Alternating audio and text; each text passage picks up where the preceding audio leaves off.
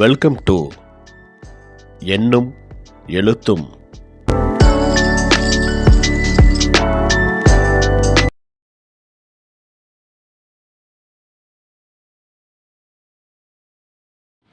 ஆசிரியர்கள், பெற்றோர்கள் அனைவருக்கும் வணக்கம். 5ஆம் வகுப்பு தமிழ் பாடம் முதல் பருவம் பயிற்சி புத்தகத்தில் 6வது பாடம் பொறுமைக்கு கிடைத்த பரிசு. இந்த பகுதியில் கொடுக்கப்பட்டுள்ள வினாக்கள் மற்றும் சரியான பதில் என்ன அப்படிங்கிறத இந்த வீடியோவில் பார்க்கலாம். சொற்களை கொண்டு தொடர்கள் எழுதுவேன். இந்த பகுதியில் சொற்கள் கொடுத்துருக்காங்க, அதுக்கு பக்கத்திலேயே அதை தொடராக மாற்றி எழுத சொல்லியிருக்காங்க. ஃபஸ்ட்டு பாருங்கள், கூடை சத்துருண்டை அப்படின்னு கொடுத்துருக்காங்க. கூடையில் சத்துருண்டை இருந்தது. அடுத்து நாம் எழுதியிருக்கிறோம் பாருங்கள், சத்துருண்டை சிறுமி, சத்துருண்டையை உண்டால் சிறுமி. இதே போல் மற்ற வாக்கியங்களையும் நம்ம உருவாக்கி எழுதியிருக்கிறோம். இதே போல் எழுத சொல்லுங்கள். சரியானதை டிக் செய்வேன். இங்கே பாருங்கள், படங்கள் கொடுத்துருக்காங்க, குறிப்பு கொடுத்துருக்காங்க. ஃபஸ்ட்டு பாருங்கள், உணவு சிந்தினால் மீண்டும் போட்டுக்கொள்வேன் அப்படின்ட்டு ஒரு படம் கொடுத்துருக்காங்க. உணவை வீணாக்காமல் சாப்பிடுவேன், இதுதான் சரியான செயல். அதுக்கு நம்ம டிக் பண்ணியிருக்கிறோம்.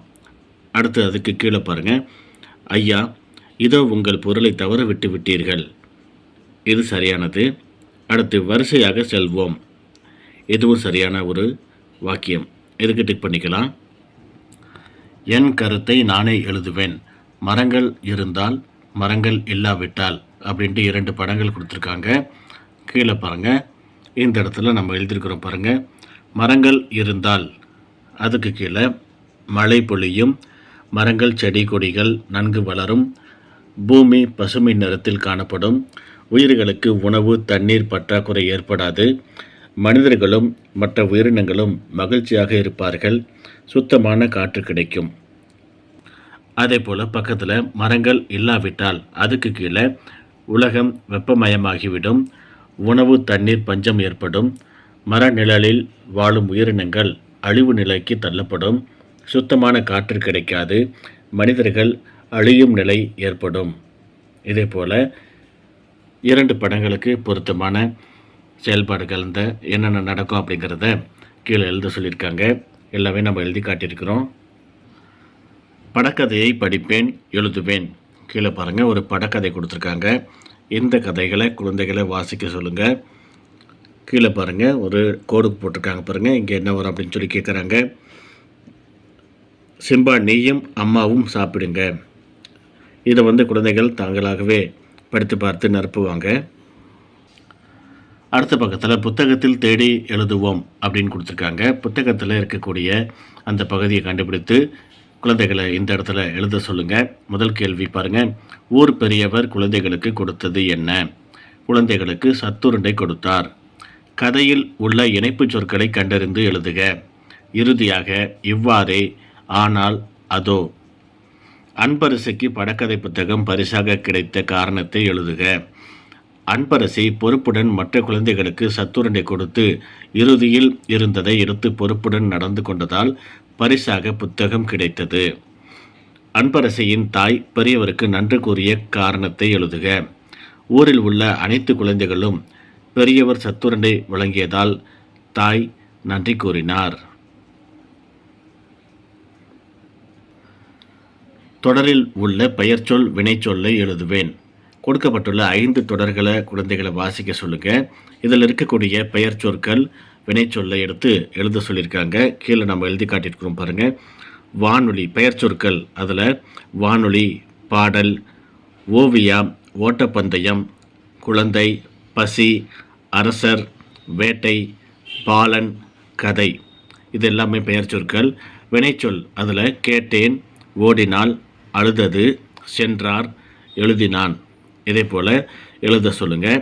பத்தியை படிப்பேன், உரிய சொற்களை தேர்ந்தெடுத்து எழுதுவேன். இந்த பத்தியை படிக்க சொல்லுங்கள் குழந்தைகளை. கீழே பாருங்கள், உரிய சொற்கள் 3 ஆப்ஷன் கொடுத்துருக்காங்க. அதுக்கு தன்மை, அதில் நாங்கள், முன்னிலை, அதுக்கு நீங்கள், படற்கை, அவர்கள் அப்படின்னு சொல்லிட்டு பொருத்தமானதை அந்த கோட்டில் எழுத சொல்லுங்கள். படிப்பேன், பிழை திருத்தி எழுதுவேன். இந்த பகுதியை குழந்தைகளை படிக்க சொல்லுங்கள். இதில் இருக்கக்கூடிய பிழைகளை திருத்தி கீழே எழுத சொல்கிறாங்க. நாம் எழுதி காட்டியிருக்கிறோம் பாருங்கள். நான் நேற்று பூங்காவிற்கு சென்றேன். நீயும் அங்கு வந்தாய், நான் உன்னை பார்த்தேன். அங்கே சிறுவர்கள் விளையாடி கொண்டிருந்தார்கள். அவர்கள் நம்மை விளையாட அழைத்தார்கள். மரக்கிளையில் பறவைகள் இருந்தன. அவை பலவித ஒலிகளை எழுப்பின. அதை கேட்ட சிறுவர்கள் மகிழ்ந்து கைகளை தட்டினார்கள். இதே போல் திருத்தி எழுதணும். இந்த மாதிரி எழுதுவதற்கு குழந்தைகளுக்கு பயிற்சி கொடுங்க. ஆடலாம், விளையாடலாம். மூவிடம் இங்கே பாருங்கள். நான், அவர்கள், அது. அடுத்து நாங்கள், நாங்கள், அது, அவர், அவை, அது, அவள், அது, நீ. இதே போல் இந்த படங்களை பார்த்து பொருத்தமான அந்த மூவிட பெயர்களை எழுத சொல்லுங்கள். உதவி பெட்டி அப்படின்ட்டு கீழே பாருங்கள். இந்த வார்த்தைகளை தான் நம்ம மேலே அந்த படத்துக்கு கீழே எழுதியிருக்கிறோம். இதை பார்த்து கூட குழந்தைகளை சரியான அந்த படத்துக்கு நேராக எழுத சொல்லுங்கள். அடுத்த பக்கம் பாருங்கள். படங்களை பார்ப்பேன், பெயரும் வினையும் அமையுமாறு தொடர்கள் எழுதுவேன். கீழே படங்கள் கொடுத்துருக்காங்க. அதுக்கு பொருத்தமான பெயர்ச்சொல், வினைச்சொல் இரண்டுமே அமையக்கூடிய வகையில் ஒரு தொடரை அமைக்க சொல்கிறாங்க. ஃபஸ்ட்டு பாருங்கள். அவர்கள் பேசி கொண்டிருக்கின்றார்கள். விவசாயி விதையை தூவி கொண்டிருக்கின்றார். வளவன் காய் வெட்டுகிறான். பாட்டி கூடை முடைகிறார். அடுத்த பக்கத்தில் படிப்பேன், மின்னுவேன் அப்படின்னு கொடுத்துருக்காங்க. இந்த பகுதியில் உள்ள சிறிய வார்த்தைகள் குழந்தைகளை திரும்ப திரும்ப படிக்கும்போது பெரிய பெரிய வார்த்தைகளை சேர்த்து படிப்பதற்கு உதவியாக இருக்கும். படித்தல் பயிற்சிக்காக இதை கொடுத்துருக்காங்க. இதில் உள்ள எல்லாத்தையுமே படிக்க சொல்லுங்கள்.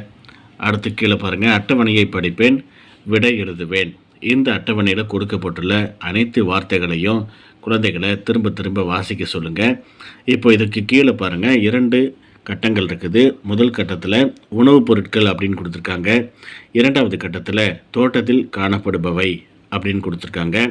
முதல் கட்டத்துக்குள்ளே தோசை, சோறு, சோம்பு, சோளம், பொரி இதே போல் உணவுப் பொருட்கள் பெயர்களை எழுத சொல்லியிருக்காங்க. இரண்டாவது கட்டத்தில் தோட்டத்தில் காணப்படுபவை கொக்கு, சோளம், மொட்டு, தோட்டம், கோரைப்புல், பொன்வண்டு.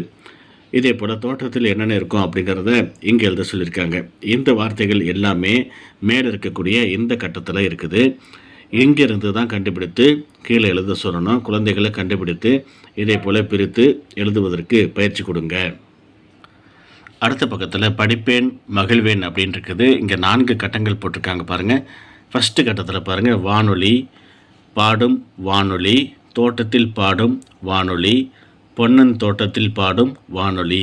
இதே போல் இதை படிக்கணும். இதே போல் இந்த 4 கட்டத்தில் உள்ள வாக்கியங்களை படிக்க சொல்லுங்கள். வாசித்தல் பயிற்சிக்காக தான் இதை கொடுத்துருக்காங்க. அது மட்டும் இல்லை, கீழே பாருங்கள். படிப்பேன், சிறகடிப்பேன் அப்படின்ட்டு ஒரு பாடல் கொடுத்துருக்காங்க. இந்த பாடலை குழந்தைகளை வாசிக்க சொல்லுங்கள். இதுவும் வாசித்தல் பயிற்சிக்காக தான் கொடுத்துருக்காங்க.